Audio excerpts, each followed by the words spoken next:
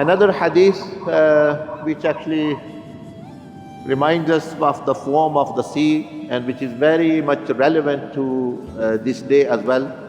It is narrated from the freed slave of Rasulullah sallallahu alaihi wasallam, Sayyidina Thawban radiyallahu ta'ala anhu, that he said that the Prophet sallallahu alaihi wasallam said to the lesser more effect, soon the time will come when the nations of the world will gather to destroy you, like actually people gather round a diner and invite each other for food. So Sahaba Ikram Ridwanullahi alayhim, they thought that how will that happen? So one thing came in their mind. They said that must be that we must be, at that time Muslims must have been very, very few in number. So they said, Ya Rasulullah sallallahu alaihi wasallam, because of the low numbers, Muslims will be very few. He alayhi salatu wasalam said, no, they will be like foam of the sea, meaning large, meaning they will be like now there are billions and billions. But Allah will take fear of theirs out of the hearts of the enemies.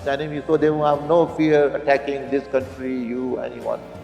And He said that there will be wahan, a weakness, a fearing from the kuffar.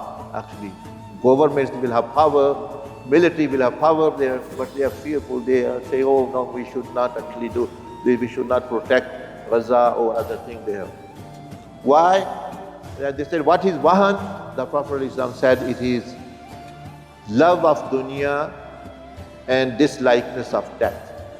So this, and this is the reality actually, that why many leaders, many others are compromising, are becoming even traitors to that extent, because of the love of dunya. Their accounts are in banks here, their properties are here, their children are here.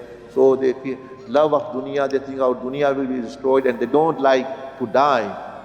So these two elements, so the solution also lies in these two, the detaching oneself from the dunya and loving to meet Allah subhanahu wa ta'ala, and not then actually there will be terror, or you may say fear, in the hearts of enemies, that at least they will not destroy. And this is the reality we are seeing in Gaza and Palestine, actually, what's happening. And there are billions of Muslims.